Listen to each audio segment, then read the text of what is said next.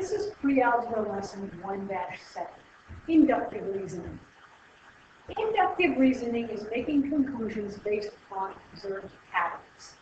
You really have been doing this most of your life. Many of you make a conclusion about a person before you even meet them, based upon the way they dress or the way that they act. You might say, oh, that person is stuck up, or they're snobby, or they're really sweet, before you even get to know them. A conjecture is a conclusion reached by inductive reasoning. That's when you make that statement. Oh, they're a snob, or gee, they're really, really helpful, and you don't even know who they are. A counterexample is an example that proves a statement false. Only one counterexample is needed to prove that a conjecture is false. So if I said, it always rains in Washington, as soon as I walk outside and it is not raining, that counterexample negates my conjecture that it always rains in Washington. As soon as I get 1 nanosecond where it's not raining in Washington, therefore it doesn't always rain in Washington, my conjecture is wrong. Now, many things in life require close and careful observation. Mathematics is no exception. Many times patterns can be found within numbers or sequences that can lead to formulas that will lead to easier computations, which will help things to be easier in the long run. Today we're going to look into inductive reasoning and how we can find patterns within mathematics. Let's take a look at this. We're going to use inductive reasoning. Make a conjecture about the next figure and draw the next figure. Okay? So here we have 4 squares that have 4 circles in them, and a circle is colored in a different position. So if I look at the first one, they're all squares, they all have 4 squares, and only one is colored. So let's just pay attention to the colored circle. In the first picture, it is in the upper left-hand corner. In the second picture, it's in the lower left-hand corner, and then it moves to the lower right-hand corner. So it kind of looks like it's turning counterclockwise. They move from this position to this position, and then this position to this position. So I'm assuming it's going to move from this position to that position. So if I want to draw this, okay, my next figure then would be a square with 4 circles, but the 4th circle would be colored in the upper right-hand corner. So I've drawn the figure, now I have to make a conjecture. My conjecture is the figure will have a shaded circle in the upper right-hand corner.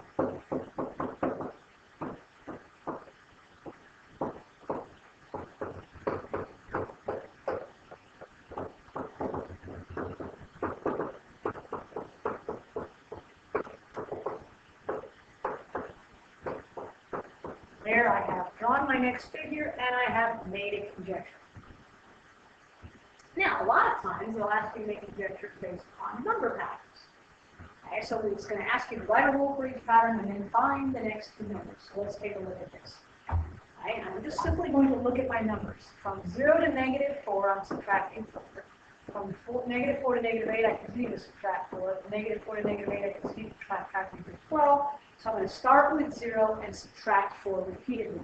And yes, you actually have to say what you started with, because it's the pattern. In this particular sequence, we start with 0, subtract 4 repeatedly. We can't just say subtract 4, because it depends on what number you start with to keep your pattern going.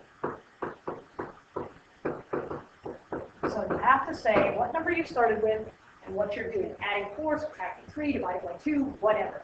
Okay, so we start with 0, subtract 4 repeatedly. So the next 2 numbers then, okay, -12 minus 4 is going to be -16. -16 minus 4 is going to be -20.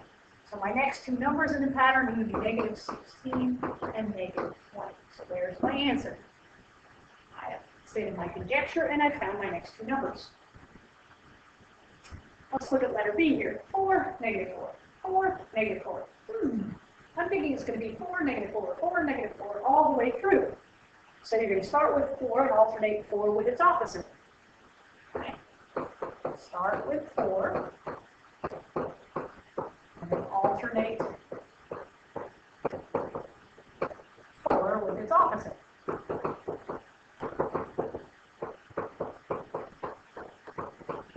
So we have We have a -4, the next number is going to be +4, and then we have -4 again. So there's the conjecture, and there's the next two numbers of the sequence. Let's look at letter C. 4 to 9, I added 5. 9 to 14, I added 5. From 14 to 19, I added 5. So I'm going to start with 4 and add 5 repeatedly.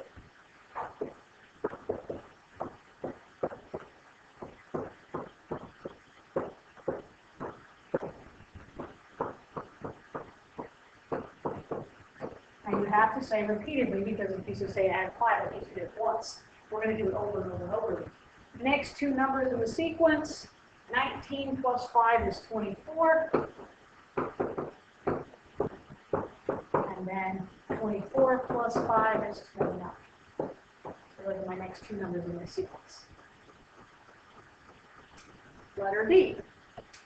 3 to 9, 9 to 27, 27 to 81. Well, I can add 6 to get from 3 to 9, but I can't add 6 to get from 9 to 27.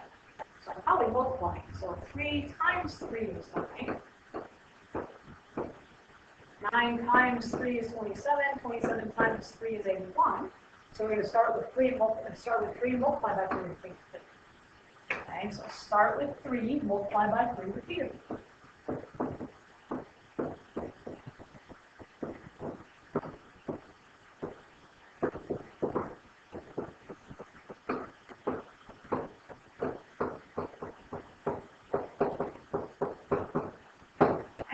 So 81 times 3. 2.3. And then 2.3 times 3. 729. So there we have it. Letter E. This was kind of interesting. I add 0 to get to there, and I add 1. So this would be plus 0, plus 1, plus 1, plus 2, plus 3. That's kind of weird, isn't it? Hey, that's not a consistent pattern, so I can't use that. But, so I'm like, that didn't work. If that doesn't work, subtract and erase and start over. If I look at this carefully, I might look at this and say, 1 plus 1 is 2. 2 plus 1 is 3. 3 plus 2 is 5. 5 plus 3 is 8. So I start with 1, and each number is the sum of the previous two numbers.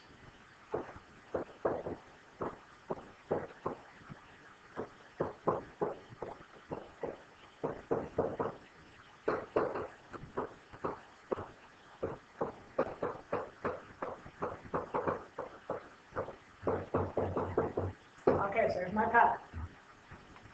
Okay, so if that continues, 5 plus 3 is 8, so there's going to be 8 plus 5, which is going to be 13, and then it's going to be 13 plus 8. Okay, it's going to be 21. My next two numbers in the sequence are 13 and 21. Because it was 1 plus 1 equals 2, and it was 1 plus 2 equals 3, 2 plus 3 equals 5, 3 plus 5 equals 8, and it was 8 plus 5 equals 13, and then 13 plus 8 equals 21. So that's our pattern.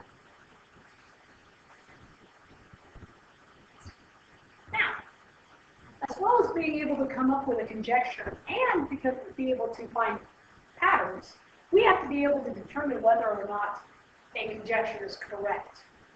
Not every conjecture is correct. For example, if you look at a person and say they're stuck up without knowing them, or they're a snob, and then you get to know them and realize, gee, they're a really nice person, my first impression was terrible, you'll realize your conjecture was wrong. So, you can find a pattern after careful observation. From that pattern, you can make a prediction. Sometimes your predictions are right, but sometimes they're not. Weathermen are a good example. They're not perfect. They look at the patterns with the weather, they look at all the information they have, and they make a prediction. Sometimes they're right, and sometimes they're wrong. Okay, so we're going to look at some conjectures and see if these conjectures are correct. If they're not correct, we have to do a counterexample. Number one, a child grows an inch for 3 years in a row. The child will grow an inch in 2005. Okay, so you're like, oh, look, they grew an inch this year, they grew an inch this year, they grew an inch this year. Okay? If that holds true, we're going to grow an inch until we die, which means we're going to be super duper duper tall when we're dead. Okay, so this is not true. This conjecture is not true. Okay, growth is not constant. And if you don't believe me, ask your parents. Some years you grow 2 inches, and some years you grow 6 inches. Okay, growth is not constant. That's our counterexample. Growth is not constant. Eventually you'll stop growing. Okay. Number 2, every triangle has 3 sides of equal length. Well, let's see. Oh, look, I just drew a triangle. Not all 3 of those sides are equal. Okay, let's say this is 4, and this is 9, and this is 8. Okay, so that's no. And there's my counterexample right there. Number 3, the opposite of a number is negative. Okay, let's think about that. The opposite of 2 is negative 2. The opposite of negative 8 is 8. So this would be no, wouldn't it? But there's my counterexample right there. The opposite of a positive number is negative, but the opposite of a number is not necessarily negative. Number 4 here says the next figure in the pattern has 16 dots. So let's take a look at this. This has 1 dot, this has 4 dots, this has 8 dots, 4, 5, 6, 7, 8, 12 dots. So if we keep it, it will be going 1, 2, 3, 4, 5, 5, 5. Just like that. That's a terrible picture, but what? So 5, 10, 11, 12, 13, 14, 15, 16 dots. So that's true. Yes, this conjecture is true. We have 16 dots. So, what we're looking at is we're looking at inductive reasoning, conjectures, which is observing a pattern, making a statement about that pattern, and we're looking to see if a conjecture that is made is true or false. If you can find even a single counterexample, then the conjecture cannot be true.